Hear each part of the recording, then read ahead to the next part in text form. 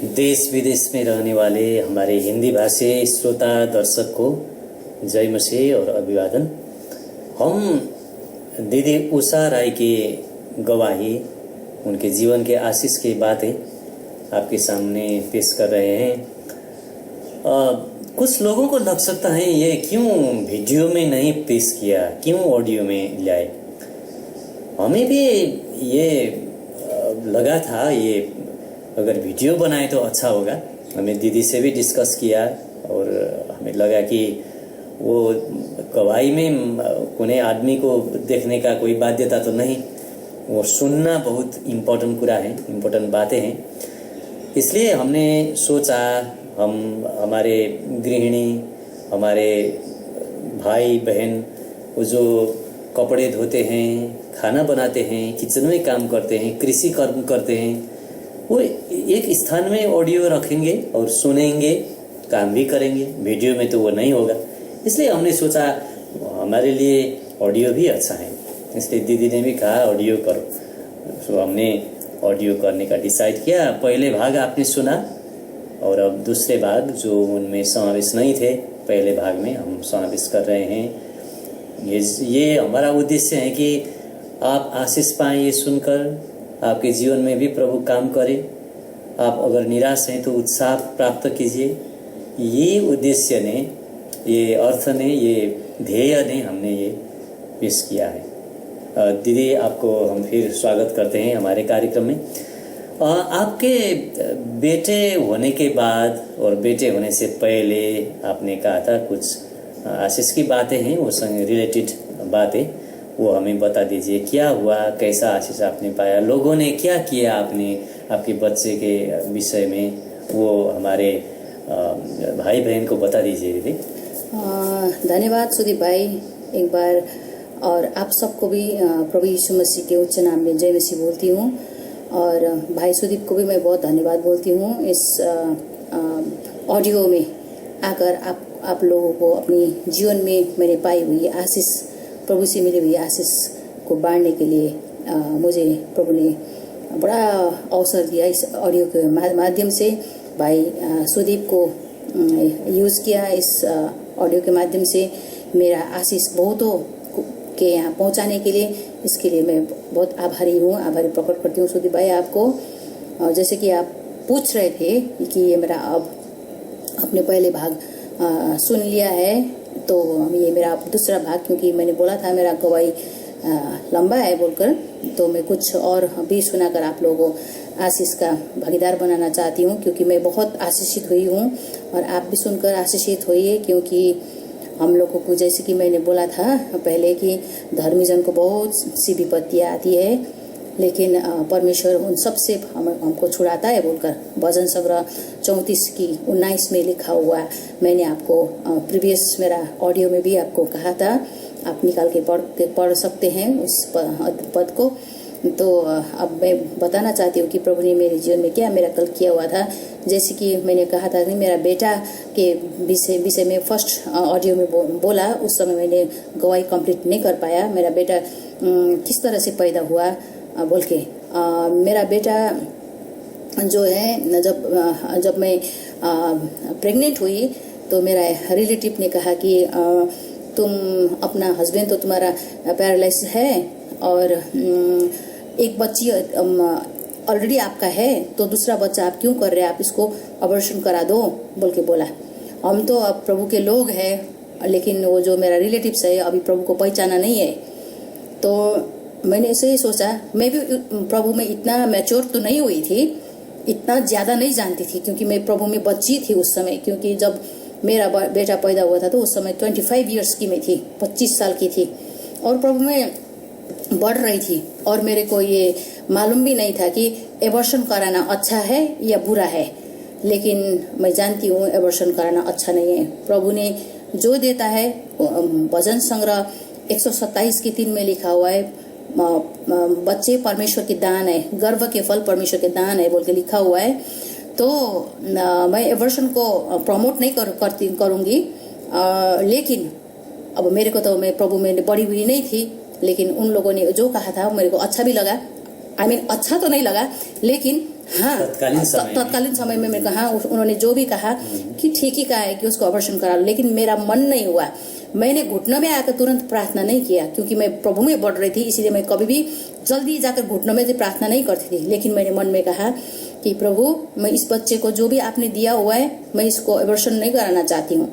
और मैंने मेरे रिलेटिव्स को कहा, चलो आज एबॉर्शन कराने के लिए चलो बोल के बोला।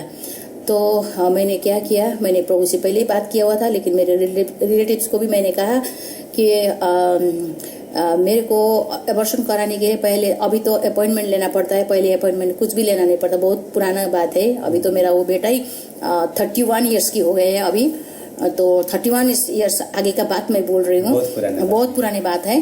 तो जब मैंने अपने रिलेटिव्स को बोला कि ठीक है, अगर डॉक्टर को उस समय डॉक्टर हमेशा अवेलेबल होते थे कि अपॉइंटमेंट की जरूरत नहीं था, अवेलेबल होते थे। 5 बजे जाओ डॉक्टर को मिल जाएगा, 5 बजे का समय था। 5 बजे के बाद ऑनवर्ड आपको कितना बजे तक डॉक्टर रहते, आप 5 बजे जाओ, नाम लिखाओ, एबॉर्शन कराओ, आओ, ऐसा था। तो मैं भी गई, मैंने अपने रिलेटिव्स को बोला कि ठीक है, आज मैं जा रही हूँ आपके साथ एबॉर्शन कराने के लिए, अगर डॉक्टर नहीं मिले तो मैं कभी भी ऑपरेशन नहीं कराऊंगी, मैंने बोला मेरा रिलेटिव्स को। आपका इच्छा नहीं था? इच्छा न होने के कारण मैंने बोला मेरा, क्योंकि एकदम दिल से इच्छा नहीं था, क्योंकि उसने मेरे को फोर्स किया कि करना है आपको, क्योंकि आप पति तो पैरालिसिस है, एक ऑलरेडी आपकी एक बेटी है, अब दूसरा बच्चा मत करो बोल के बोला। तो मैंने वो तत्काल उस समय तो मान लिया, ठीक है बोलकर, लेकिन मेरे मन में इच्छा नहीं था। और मैंने मेरे रिलेटिव्स को मैंने बोला कि, मेरे संबंधी को बोला कि मैं अभी नहीं कराऊंगी ऑपरेशन कराने, अगर डॉक्टर नहीं मिला तो मैं वापस आऊंगी। उसने बोला ठीक है डॉक्टर तो मिल ही जाएगा, क्यों नहीं मिलेंगे डॉक्टर, ठीक है, अगर डॉक्टर नहीं मिलेगा तो आप उसके बाद ऑपरेशन नहीं कराना बोला। और मैं मन में प्रार्थना करके जा रही थी, प्रभु डॉक्टर ना मिले बोल के मन में प्रार्थना करते करते जा रही थी। और जब डॉक्टर के क्लिनिक में हम पहुंचे तो मिरेकल क्या हुआ कि हर दिन डॉक्टर आते थे, उसी दिन डॉक्टर नहीं आया। तो मैं तो बहुत खुश हुई। तो प्रभु को धन्यवाद दिया। और डॉक्टर तो नहीं है, मैंने अपना संबंधी को कहा कि अब डॉक्टर भी नहीं है, अब मैंने पहले भी कहा था एबॉर्शन नहीं कराऊंगी, तो अब मैं अभी कभी नहीं कराऊंगी एबॉर्शन बोल के मैं घर वापस आई, प्रभु को धन्यवाद देते हुए आई। इसीलिए आज वो मेरा बेटा, प्रीवियस गवाही में आपने सुना, मेरा बेटा को पैदा होते वक्त मेरे को कितनी कठिनाई हुई थी, प्रभु ने सब प्रबंध किया। इसीलिए मैंने अपना बेटा का नाम भी समर्पण बोल के रखा हुआ है, प्रभु को समर्पित, क्योंकि प्रभु ने दिया हुआ है, बेटा है तो प्रभु को हमने प्रभु को नाम में, क्योंकि प्रभु को जैसे कि मैंने बोला था भजन संग्रह की किताब में, बच्चे तो परमेश्वर के दान है ना, तो इसीलिए मैंने उसका नाम समर्पण रखा है। तो प्रभु को धन्यवाद हो, प्रभु ने ये मिरेकल मेरे जीवन में किया। आज बहुत सुंदर बेटा है, अभी इंजीनियर है, तो और अपना जीवन अच्छा से गुजर बसर भी कर रहा है, अपने माँ बाप यानी कि मुझे और उसके पापा को भी देखभाल कर रहे हैं, बेटी ने भी बेटा ने भी।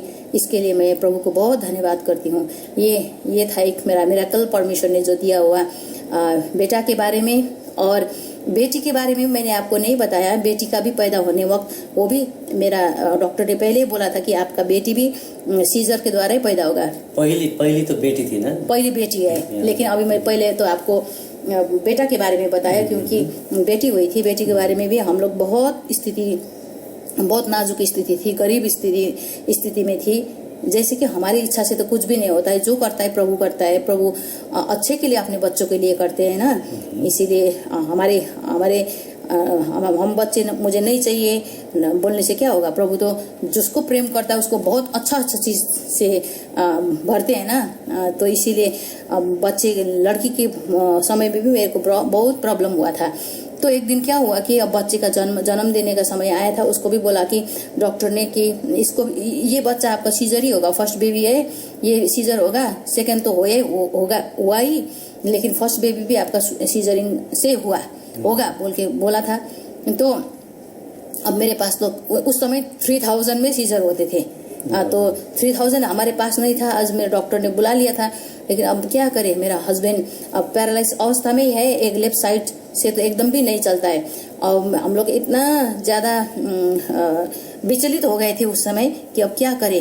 तो मेरा हस्बैंड ने ऐसा करके बाहर निकला, हॉस्पिटल में एडमिट कराया, कराने में तो करा दिया, एडमिट कराया, लेकिन पैसा जमा करने के लिए पैसा ही नहीं था। तो ऐसा यूं ही बाहर एडमिट कराने के बाद पहले तो एडमिट कराते समय पैसा जमा नहीं करते थे शायद, उस समय हमारे पास पैसा ही नहीं था, बस ले जाके डाल दिया, लेकिन पैसा वैसा तो नहीं था। तो ऐसा यूं ही निकल गया नर्सिंग होम से बाहर। तो कहाँ से एक आदमी आ गया, पता नहीं, अचानक से एक आदमी अपियर। नहीं पहचाना था? नहीं, मैं तो नहीं पहचानती हूँ, मैंने तो उसको कभी देखा भी नहीं है, लेकिन मेरे हस्बैंड ने उस आदमी को, वो आदमी को पहचानते थे। उसका पापा से रिलेशन था, मेरे हस्बैंड का पापा से उस आदमी को रिलेशन था किसी वजह से, लेकिन ये मेरे को इतना ज्यादा नहीं मालूम है, लेकिन मैं बताती हूँ, मेरे पापा का जान पहचान आदमी है ये आदमी बोल के बोला। तो मेरे हस्बैंड ने उसको अचानक से बोल दिया कि दोनों मुलाकात हुआ, तो दोनों हैंडशेक किया और आप कैसे है बोला। वो आदमी ने मेरे हस्बैंड को उसका घर ले गया, खाना भी खिलाया, और खाना खिलाने के बाद मेरे हस्बैंड ने बोला मेरे को बहुत परेशानी हुआ है, 3000 की मेरे को जरूरत है, आप मेरे को देंगे बोला। तो वो आदमी ने एक कुछ भी नहीं बोला, एक शब्द में दूसरा शब्द बोलना भी नहीं पड़ा, रिक्वेस्ट भी नहीं करना पड़ा कि उसने 3000 निकाल के दे दिया। वो प्रभु की तरफ से, प्रभु की तरफ से था, प्रभु की तरफ से था, इसीलिए ये हुआ। आके जल्दी जल्दी से आके हॉस्पिटल में पूरा का पूरा जमा कर दिया, 3000 में 3000 रुपए में पूरा सीजरिंग दवाई करके 3 दिन का रहना सब कुछ करके 3000 में हमारा एकदम कंप्लीट मेरा ट्रीटमेंट होके बेटी भी पैदा हुआ, और हम लोग बेटी को वहां से लेके आए। लेकिन अभी तक कभी भी हमने सोचा कि उस आदमी को कभी मिले तो उसका 3000 हम रिटर्न करेंगे, लेकिन आज तक हमें उसको नहीं मिला है। लेकिन कहाँ चला गया कुछ पता नहीं है। उसके बाद हमने कभी नहीं देखा। अभी अब अराउंड 33 इयर्स हो रहा है अभी, हमने उस आदमी को आज तक फिर दोबारा नहीं देखा कि वो आदमी कहाँ गया बोलकर। लेकिन मैं कभी भी उसको बहुत प्रभु आशीष दिए, उसको आत्मा को भी बचाए। हम यही परमेश्वर से दुआ करते हैं, और अगर कभी मिले तो हम उसको जरूर रिटर्न करेंगे। ये एक दूसरा, पहला मेरा कल ये था, दूसरा मेरा कल मैंने बेटा के लिए बताया, लेकिन थोड़ा सा आगे पीछे हुआ। आप इसको सुधार कर सुन लीजिएगा कि मैं क्या बोल रही हूँ। तो ये था बच्चे का जन्म, इसीलिए हमने अपने बच्चे का नाम भी महिमा बोल के रखा हुआ है। तो हम प्रभु की महिमा हमारे बच्चे के द्वारा, क्योंकि नाम का बहुत बड़ा अर्थ होता है बाइबल में। जैसे कि आप लोग ध्यान से पढ़ेंगे तो यीशु का नाम भी नाम वैसे ही नहीं है। यीशु का मतलब है उद्धारकर्ता, है ना। तो महिमा भी परमेश्वर की महिमा के लिए प्रभु ने हमें दिया, उपहार में हमें बच्चा दिया है। तो प्रभु को धन्यवाद करती हूँ इसके लिए भी। आज तो मैं ये दोनों बच्चे के बाद तो हो ही गया ना। तो फिर उसके बाद क्या हुआ, तो हम लोग सब बच्चे को लेके, दोनों बच्चे को लेके हम दिल्ली आ गए। मैंने बोला, वो भी आप लोग बोला, लेकिन मैंने काम कैसे मिला मेरे अपने आपको मैंने नहीं बताया ना काम। उसके बाद मैंने वहाँ पे छोड़ दिया था कि मेरे बच्चे, जब एक लड़का जो आया था उसको ड्राइवर का काम तब तक नहीं मिला जब तक मेरे हस्बैंड नहीं आए बच्चे को देखभाल करने के लिए। तब तक नहीं मिला जब तक मेरे हस्बैंड दिल्ली में नहीं आए। तो कैसे मिला वो मेरे को काम, वो पैसे परमेश्वर ने मेरे जीवन में कैसे अद्भुत काम करके वो मेरे को और नौकरी प्रभु ने दिलाया, मैं आपको बोलूंगी। तो वो क्या है, एक दिन मेरे हस्बैंड आने के बाद भी हमारे को कम्प्लीटली हम लोग सेटल नहीं हुए थे, ऐसे ही बुला दिया, क्योंकि बच्चे को तो आना ही पड़ेगा, जैसे भी वो चलेगा। हम प्रभु में हम लोग चल रहे थे, हम लोग एकदम चर्च जाना हम लोग नहीं छोड़ रहे थे। जैसे भी वो संडे आते ही हम लोग चर्च जाते थे, फैमिली जाते थे, हम लोग फैमिली जाते थे। तो ऐसे करके काम भी ढूंढ रहे थे, और दोनों बच्चों को हाथ में, मैंने सोचा कि आदमी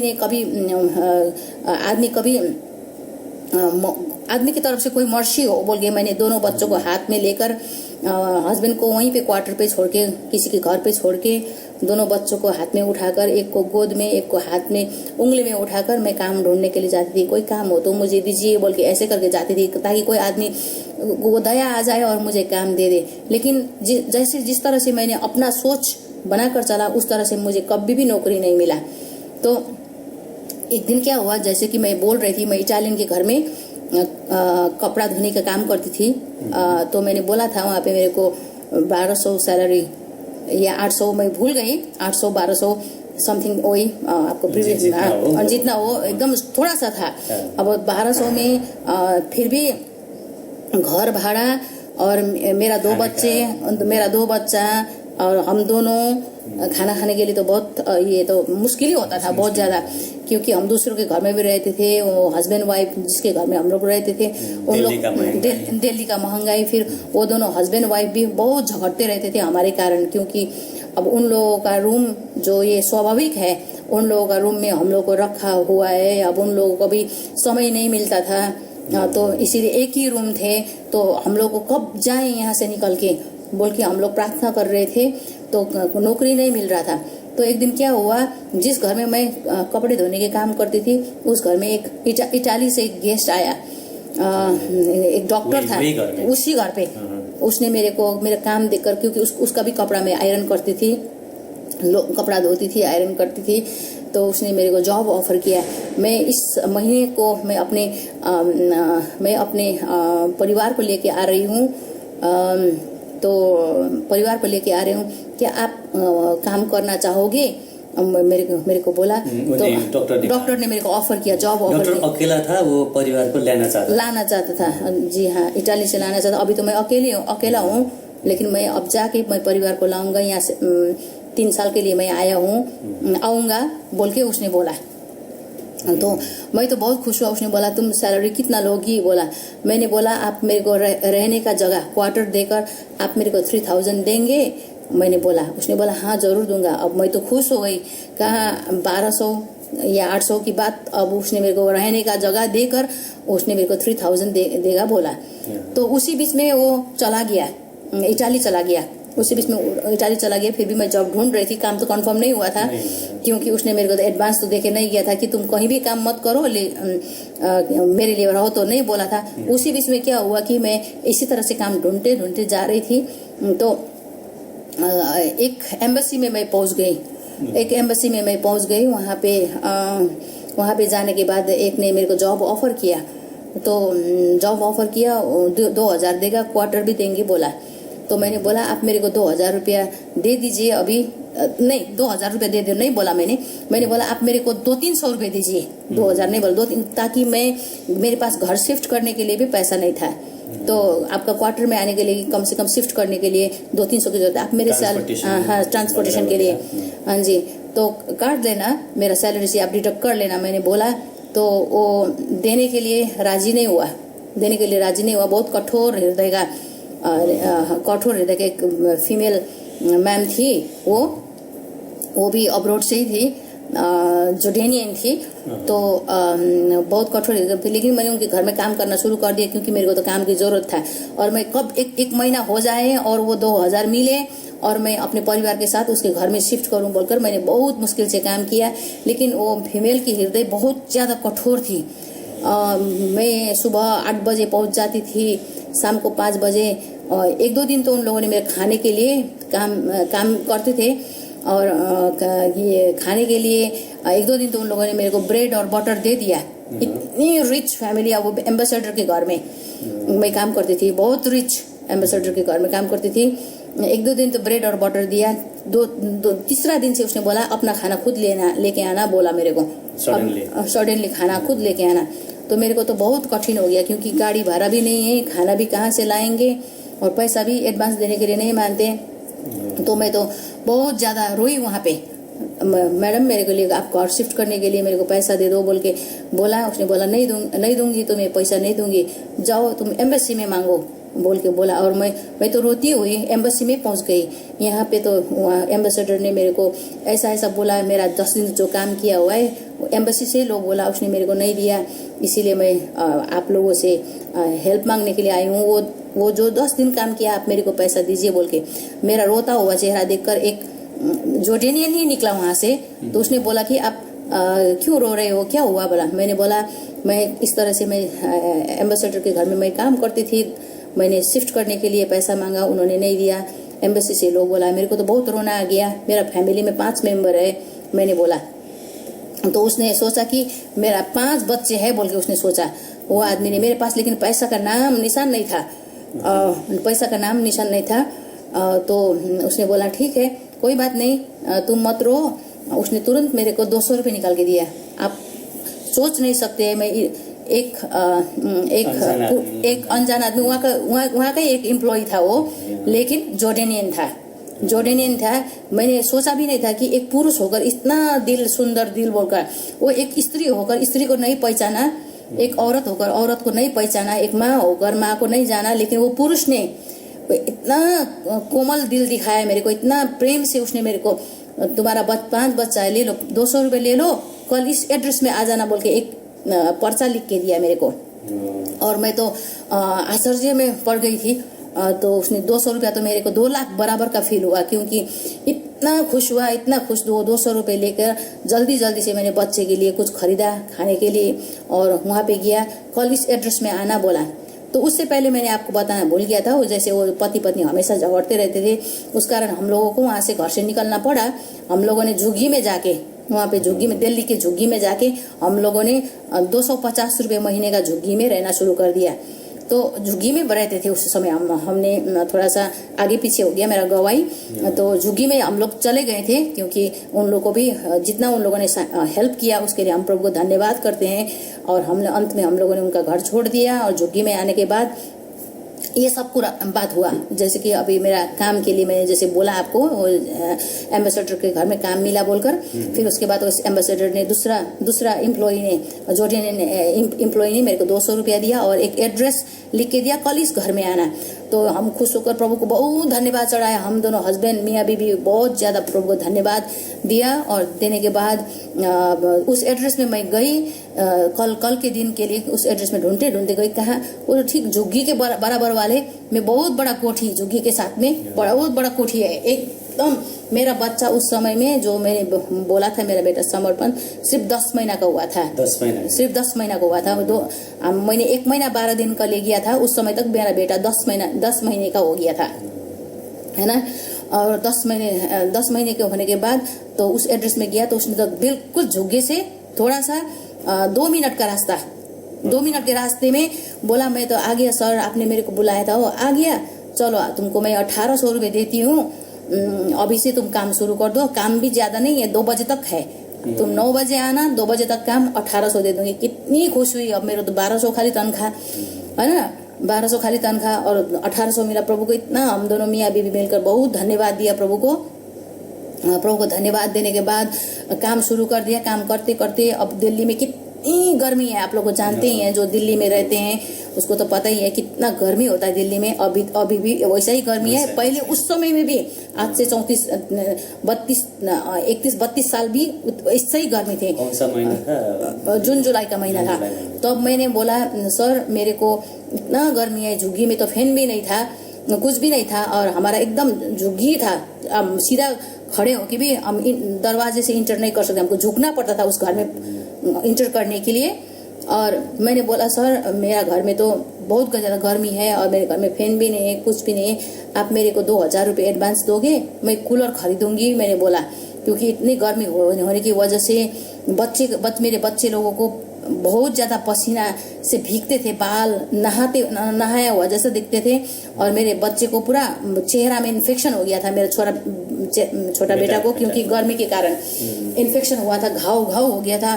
तो मैंने बोला, तो उसने बिना कुछ बोले उसने मेरे को 2000 निकाल के दे दिया, और मैंने कूलर खरीद के लाया। प्रभु को धन्यवाद, बहुत ज्यादा धन्यवाद दिया। हम इस तरह से उस झुग्गी में सोते थे, आप लोग विश्वास नहीं करेंगे कि हम एकदम वो जो रजाई को पानी में पूरा भिगोकर हम सोते थे, रजाई को पूरा से पानी में भिगोकर सोते थे। और बच्चे के साथ हम जमीन में, बेड का तो बात ही नहीं है, एक ही रूम था, टॉयलेट भी नहीं था वहाँ पे, कुछ भी नहीं था, बहुत प्रॉब्लम था। आप जानते हैं झुग्गी का अवस्था क्या होता है। हाँ, अभी तो अच्छा हुआ होगा, झुग्गी लोग शायद बहुत ज्यादा एडवांस हुआ होगा, लेकिन उस समय में टॉयलेट नहीं था, रूम एक ही होता था, किचन भी वहीं, सोने का जगह भी वहीं, और हमने रजाई को भिगा कर उसके ऊपर सोते थे, फिर कूलर चलाते, इतना गर्मी। तो मैंने प्रभु को बहुत धन्यवाद दिया, एटलीस्ट हमको कूलर मिल गया बोलकर। तो ये एक बात हुआ, आप नोट कर लीजिएगा। फिर वो इटालियन आदमी आया, उसने फिर से, मैं वहाँ पे काम कर रही हूँ, वो जो मेरा पार्ट टाइम इटालियन के घर में मैंने बोला था कपड़ा धोने का काम, वो मैं कर ही रही हूँ। दो तरफ हो रहा था काम, क्योंकि हो रहा था मेरा, क्योंकि 2 बजे का खाली समय था वहाँ पे। हाँ, आप फ्री होते थे? हाँ, फिर वहाँ पे मैं चली जाती थी। तो फिर मेरे इटालियन आके मेरे को कांटेक्ट किया, मैं तो आ गया हूँ, तुमको तो मैंने बोला था मेरे साथ काम करने के लिए। समहाउ मुझे उस इटालियन के साथ काम करने को पता नहीं क्यों मन ही नहीं कर रहा था कि मैं ना करूँ, क्योंकि मेरा घर में बच्चा भी है और घर के पास ही नौकरी, और उसके पास जाऊंगी तो मेरे को शायद दूर पड़ेगा। और मैंने बोला ठीक है, अगर आप लेकिन हाँ, मेरे जो जॉर्डेनियन ने काम दिया था उसने मेरे को क्वार्टर नहीं दिया था, जो घी में रहना पड़ता था। लेकिन मैंने बोला उसको, इटालियन को काम करने को तो मन नहीं कर रहा था, लेकिन मैंने उनको कुछ नहीं बोला। उसने बोला बहाना बनाने के लिए, मैंने बोला कि मैंने तो 2000 रुपया जॉर्डेनियन सर से मैंने मेरा एम्प्लॉयर से मांगा हुआ है, उसको 2000 रुपये देना पड़ेगा, तब खाली आपको पास काम में आने पाऊंगी मैंने ऐसा ही बोला। हाँ, फिर उसके बाद मैंने सोचा कि उसने मेरे को 2000 नहीं देगा, इसीलिए नहीं देगा तो बहाना करके मैं उसके साथ काम नहीं करूंगी बोल के, क्योंकि मेरे को वहाँ पे अच्छा लगा था काम करने के लिए। उसने बोला ठीक है, तुमको मैं 2000 दे दूंगा, ले जाओ, अब भी ले जाओ, उसको दे दो बोल के उसे फटाफट पैसा निकाल के मेरे को दे दिया। मैं तो आश्चर्य हो गया, प्रभु ये आपने क्या किया, मेरे को तो वहाँ पे काम जाने का मन नहीं कर रहा है। और मैंने जाके जॉर्डेनियन को बोला, सर मेरे को अब अच्छा सा क्वार्टर वाला काम मिला हुआ है, वो मेरे को 3000 देगा बोला हुआ है, और मैं आपका काम अब नहीं करना चाहती हूँ बोला। वो सर मेरे से बहुत ज्यादा गुस्सा हो गया उस समय। एकदम स्वाभाविक भी था कि वो गुस्सा होने के लिए कि मैंने तेरे को कहाँ से उठाकर काम में लगाया, अब तुम जाना चाहते। वो बहुत गुस्सा हो गया। उसने गुस्से में बोला ठीक है, तुम जाना है तो जाओ, मेरा 2000 लाओ बोल के उसने बहुत ज्यादा गुस्से में बोला। तो मैंने उसको 2000 रुपये दे दिया, 2000 रुपये, क्योंकि मेरा हाथ में पड़ा हुआ था। 2000 रुपये दे दिया। तो उसने बोला कि अब मैं तुमको फोर्स नहीं करूंगी, पैसा की बात तो नहीं था वैसे तो उसको नहीं कहा, ठीक है तुमको जहाँ अच्छा लगेगा वहीं काम करो बोल के, क्योंकि प्रभु की इच्छा हुई तो प्रभु ऐसा करके मन बदल देते हैं। तो आदमी तो बहुत ज्यादा गुस्सा हुआ था, गुस्से की वजह से मेरे को नहीं छोड़ेंगे बोला था। ठीक है, अब तुमको जहाँ पे अच्छा लगा वहीं पे काम करो, कोई बात नहीं बोला। उसने मेरे को खुशी फिर विदा कर दिया। फिर वहां से छोड़कर मैं क्वार्टर वाला काम पे आ गया। क्वार्टर भी मिला 3000 भी मिला। ऐसे करके प्रभु मेरे को बढ़ाते ले गया। फिर क्या हुआ, एक दिन उसने अपना बेटी को लाया था, अपनी वाइफ को लाया था इटाली से। काम करते करते एक दिन क्या हुआ, कुछ कारण से हम नहीं जानते हैं क्या हुआ उन लोगों के परिवार में। डॉक्टर था, एक मीटिंग में गया हुआ था, मेरा जो एम्प्लॉयर था वो मीटिंग में गया हुआ था, उसका मर्डर हो गया। पता नहीं कैसे मर्डर हुआ, हम नहीं जानते हैं उसके बारे में। कि हमने सुना कि शाम को तो कि हमारा सर को तो मर्डर हो गया है। अब उन लोग जल्दी इटाली जाने का तैयारी करने लगा कि अब हमको जाना है, मेरा हस्बैंड भी नहीं है, मैं तो नौकरी यहाँ नहीं करती हूँ, अब जाने बोल के उनका डेड बॉडी सब ले गया। और अब उस समय मेरे को फिर काम का प्रॉब्लम हो गया। उसने बोला तुम चिंता मत करो, तुम्हारे लिए मैं काम को बंदोबस्त करके जाऊंगी बोल के उसके वाइफ ने बोला मेरे को। काम को बंदोबस्त करते। उसके बेटी फ्रांस स्कूल में पढ़ते थे, तो मेरे लिए एडवर्टाइज डाल दिया कि मेरे घर में अच्छा सा हाउसकीपर है, जो आप कांटेक्ट करना चाहते हैं तो आकर उनको ये फ़ोन नंबर है, कांटेक्ट कर लीजिए और आप उनसे बात करके उनको आप हायर कर सकते हैं बोल के उन्हें एडवर्टाइज लगा दिया मेरे विषय में। अच्छा सा रिकमेंडेशन के साथ उनके वॉल में चिपका दिया उनका फ्रांस स्कूल में। उसके बाद क्या हुआ, मेरे को बहुत नौकरी के लिए फ़ोन आने लगा, बहुत ज़्यादा फ़ोन आने लगा। ये भी अच्छा सा सैलरी देगा, मेरे पास आओ। उनमें से एक था अमेरिकन ने भी वो एडवर्टाइज देखा हुआ था, मेरा जॉब का जो वैकेंसी जो लगाया हुआ था उसका नोट वहाँ पे उसको भी दिखा। और उसने कॉल किया मेरे को, क्योंकि उसका बेटी फ्रेंच स्कूल में पढ़ती थी, मेरा एम्प्लॉयर का दोस्त थी वो। तो अमेरिकन एम्प्लॉयर का, इटालियन एम्प्लॉयर का नहीं बोल रही हूँ, फीमेल थी। तो उसने देखा तो मेरे को कॉल किया। तो एक अमेरिकन आ रही है यूएस से, वो अकेली है, तुम काम करोगी बोल के मेरे को फ़ोन किया। मैंने बोला मैं तो बहुत खुश हो गया, अकेला है तो क्यों ना मैं काम करूंगी, मैं तो बहुत खुश हो गई। तो उन लोगों ने मेरे को जॉब ऑफर किया। तो उसके बाद 1-2 दिन बाद में फ़ोन आया कि बोलते हैं कि तुम इस घर में काम नहीं कर सकती हो, क्योंकि इस घर में तो बहुत सारा फैमिली मेंबर है बोला। उन लोगों ने मेरे को डिस्करेज करा दिया, बहुत सारा फैमिली मेंबर के साथ तो मैं काम नहीं कर सकती, क्योंकि तो एक आदमी बहुत ज्यादा काम, तो घर में अपना भी परिवार है, बच्चा है जो दूध पी रहा है, अभी तो खाली 10-11 महीना का हुआ है बोले बच्चा, वो तो ब्रेस्ट फीडिंग ही हो रहा है बच्चा को। तो उसके बाद हमने पूरा फैमिली मेंबर है तो ठीक है हम काम नहीं करेंगे बोला। फिर 1-2 दिन बाद में फिर से फोन किया, तो तुम तो इंटरव्यू में तो नहीं आई, तो क्यों नहीं आया बोला। नहीं, आपका घर से एक फोन आया था कि बहुत सारा फैमिली मेंबर है बोल के मेरे को बोला, इसीलिए मैं नहीं आई। नहीं कोई नहीं है, आ जाओ इंटरव्यू में।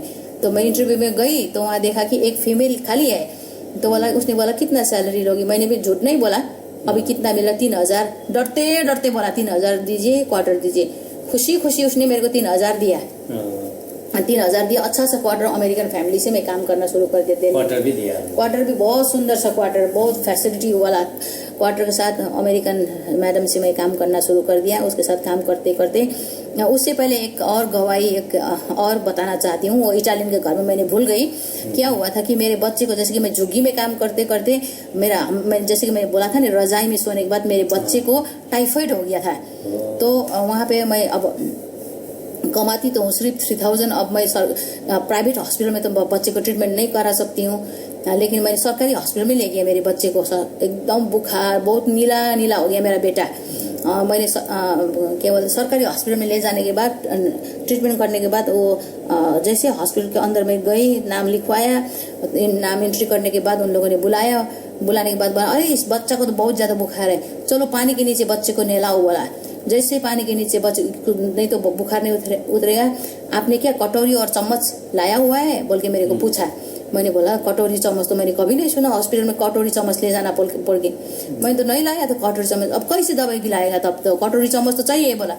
तो इतना लाइन में मेरा बच्चे एकदम नीला पड़ गया, बुखार की वजह से बहुत नीला पड़ गया। मैंने प्रभु से प्रार्थना किया, अब मैं बच्चे को यहाँ पे ट्रीटमेंट नहीं कराऊंगी। उन लोगों ने शावर के नीचे, पानी के नीचे बच्चे को नहलाने के लिए बोला, बच्चा मरने वाला है नीला होकर। उसके बाद कटोरी चम्मच मांग रहा है, दवाई नहीं खिला रहा है।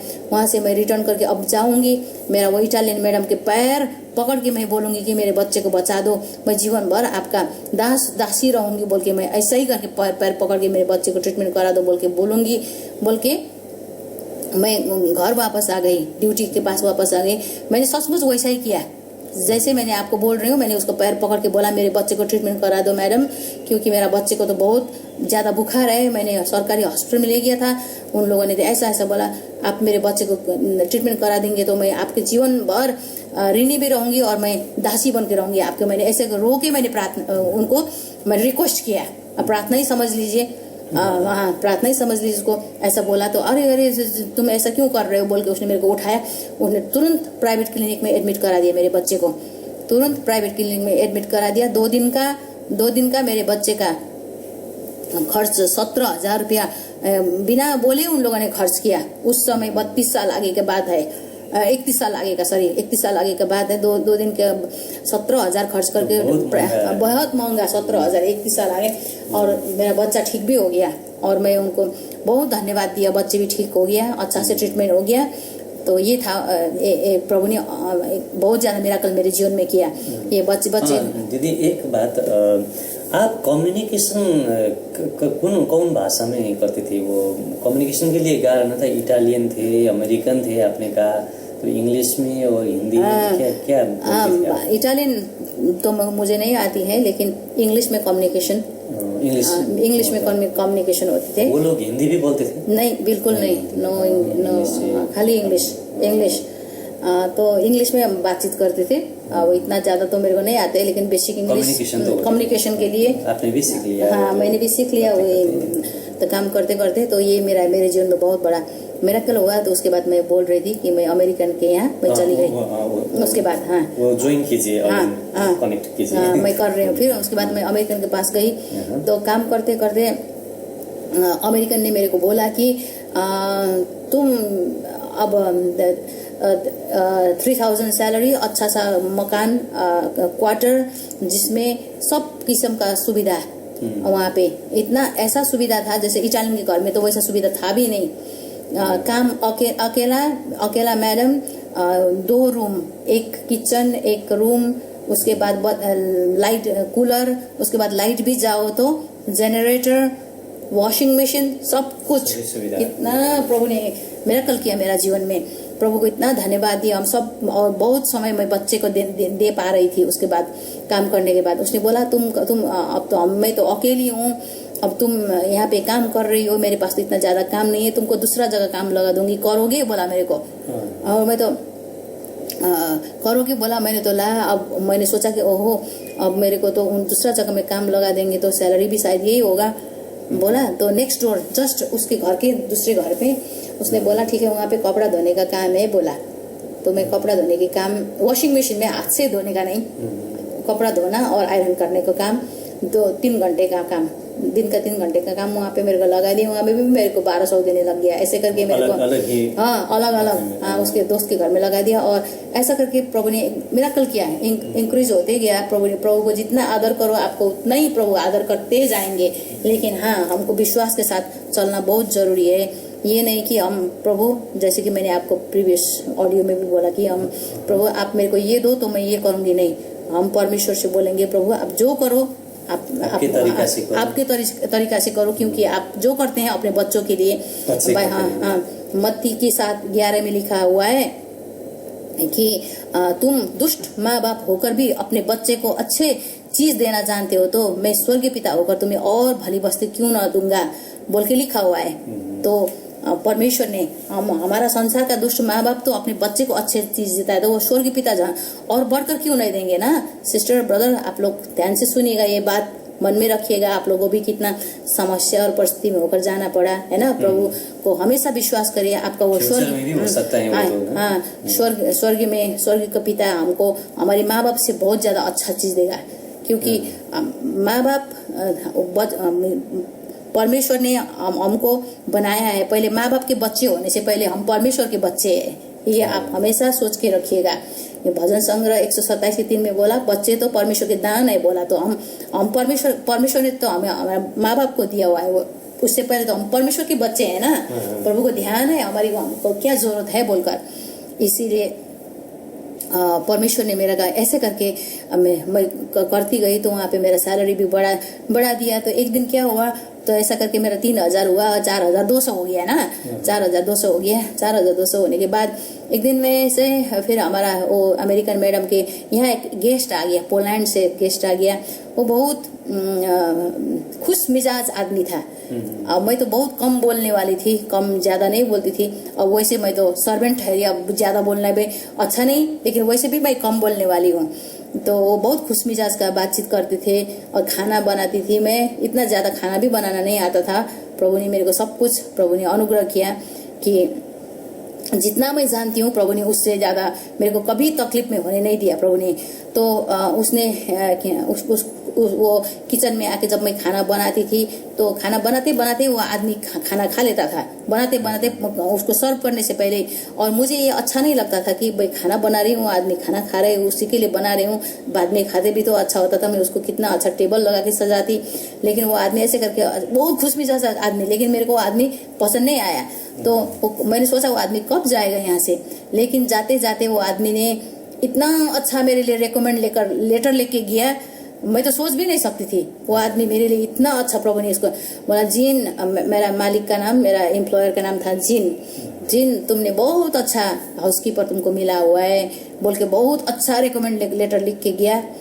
और बहुत सारा गिफ्ट दे के गया, मेरे को पैसा भी दिया, गिफ्ट भी दिया। और मेरा जो मैडम है जो अभी उस समय ये ड्यूटी ट्रैवल के लिए के वास्ते म्यांमार गया हुआ था।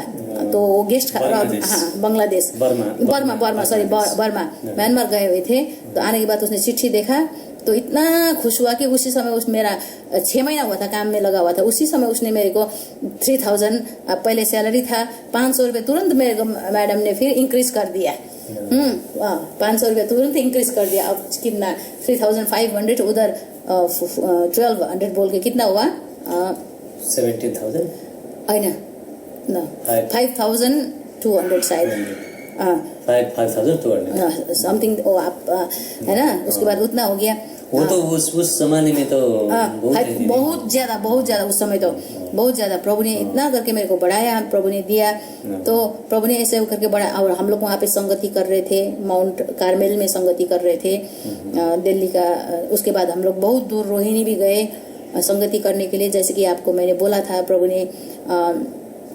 और एक बात हमने कभी भी नहीं भूला कि जब भी मेरे को सैलरी मिलता था तो मैं ये प्रभु को देना चाहिए बोल के वचन में लिखा हुआ है। तो मैं हमेशा प्रार्थना करके, हम दोनों पति पत्नी, हम प्रभु के भाग को भी हम लोग छुटाते थे, सेपरेट करते थे। प्रभु को पहले स्थान देना है बोलकर हमने प्रभु को पहला स्थान दिया, तो प्रभु ने बढ़ाते ही ले गया।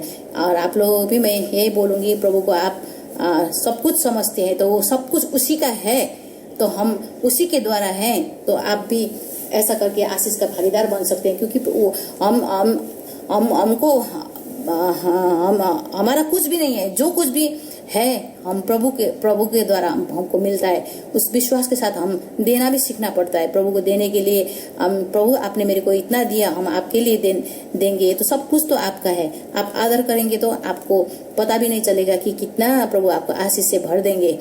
और मैं ये भी नहीं बोल रही हूँ आप लोगों की देने से खाली देंगे, नहीं, ये बात नहीं। हम लोगों को हबक्कुक की किताब में लिखा हुआ है ना,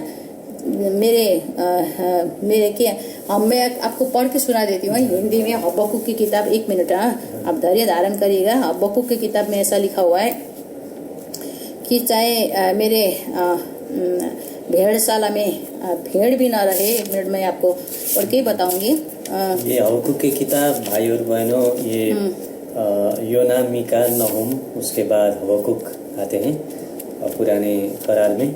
आप भी, अगर आपके पास बाइबल है तो देख सकते हैं। बहुत अच्छा प्रभु का प्रतिज्ञा, प्रभु का वचन उधर यहाँ है। दीदी पढ़ रहे हैं हबक्कुक की किताब।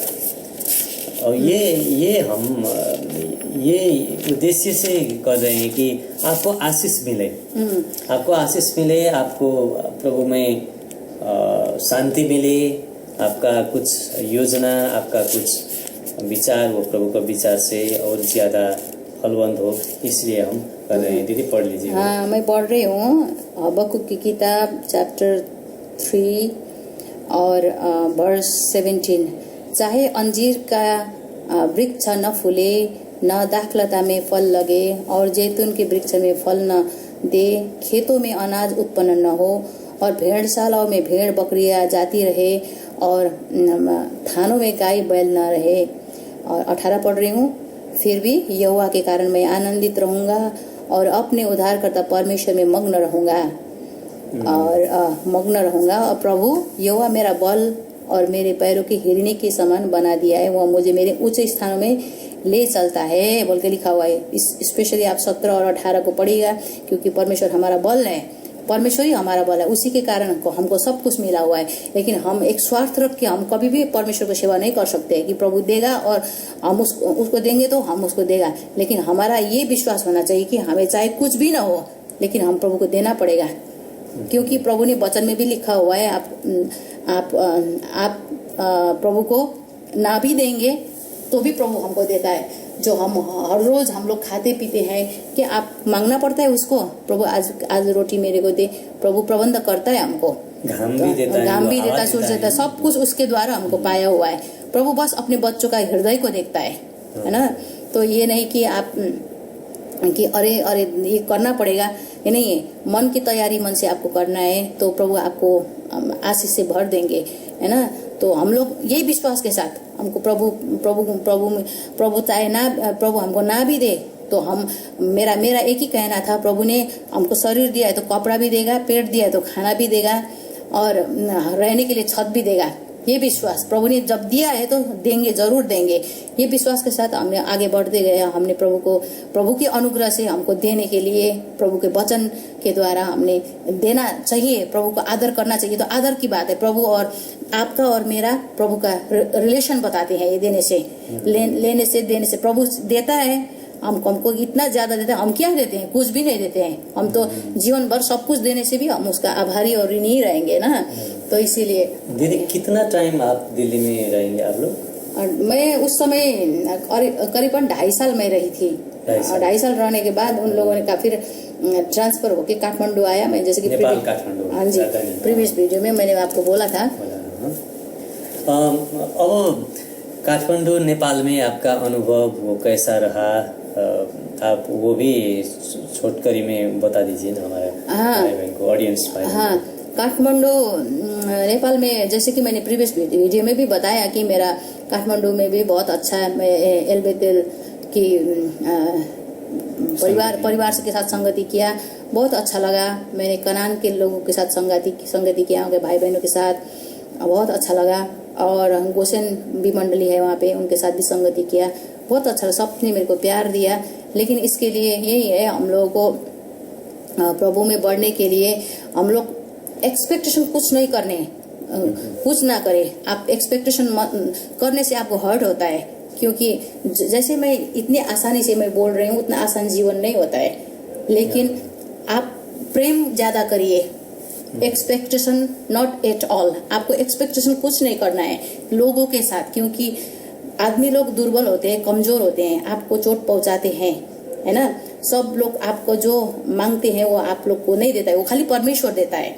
इसीलिए आप लव अनकंडीशनल, जैसे परमेश्वर ने प्रेम किया है किसी के साथ भी, आप वो चाहे आपको ना दे, क्योंकि वो आदमी है, दुर्बल होता है, कमजोर होता है ना। और सब लोग, इसीलिए don't expectation at all but love unconditional, ये मैं आप लोग को कहना चाहती हूँ। तो मेरे जीवन में भी ऐसा बहुत आया, और भी मैं बताना चाहती हूँ। और भी मेरा गवाही तो अभी भी 2 घंटे का, पहले अराउंड 1 आवर्स का था, अभी भी होने वाला है। अभी भी गवाही तो खत्म नहीं हुआ है, बताने को मन कर रहा है, और ज्यादा है मेरा गवाही। मुख्य बात मैं आपको बता रही हूँ, लेकिन अपने मेरे बच्चे लोग के बारे में आपको बताना तो बाकी ही है। अभी बच्चे तो बढ़ गए, अब बच्चे को कैसे प्रभु ने कहाँ कहाँ किया, ये तो बताना और भी बाकी है। लेकिन समय के अभाव के कारण मैं सारा बता नहीं पा रही हूँ आप लोगों को। मैं और एक भाग भी हम बना सकते हैं ना दीदी। हाँ, जरूर। लंबे वो पॉडकास्ट बनाते हैं, वो बहुत बनाते हैं लोग, क्योंकि मैं कभी, मुझे लगता है वो कैसे ऑडियंस देखते हैं, तो बहुत लंबा है। ये हमने बना लिया कि हमारे ऑडियंस वो किसान है, गृहिणी है, स्टूडेंट है, वो लोग तो ये ऑडियो में एक जगह में रखकर, मोबाइल को रखकर ऑडियो डाउनलोड भी करते हैं और सुनते हैं, वो रखकर काम भी करते हैं। देखने की जरूरत नहीं है, तो कान के बात है, आँखा भी खत्म नहीं होते, तो उसने भी नहीं चाहते। आप कान में हेडफोन लगाइए, सुनिए, क्योंकि जैसे कि किचन में आप काम करते हैं तो बर्तन धोते वक्त आपको नहीं सुनाई देगा, कान में हेडफोन लगा के आप सुन सकते हैं। मैं भी ऐसे ही करके गवाही दी सिस्टर्स की और वचन सुना करती हूँ। आप भी ऐसे करके सुन के आशीष के भागीदार हो जाइएगा। और हमारा भाई सुदीप ने मेरे को ये बड़ा मौका दिया इस ऑडियो के माध्यम से आप लोगों तक मेरे आशीष पहुंचाने के लिए। भाई को भी बहुत आशीष मिले। और फर्दर आप कमेंट में या कुछ आप पूछना चाहते हैं तो हम जरूर आपको रिप्लाई करेंगे। दीदी का वक्तव्य, दीदी का मंतव्य, गवाही इस बार ऐसे ही हम समाप्त करते हैं। और एक पार्ट बड़ा है, ज़्यादा है, हम वो भी आपके पास पेश करेंगे। तब तक के लिए विदा दीजिए। आपको बहुत बहुत धन्यवाद ऑडियंस, हमारे भाई बहन, आपको प्रभु बहुत आशीष दें। जय मसीह की। जय मसीह की।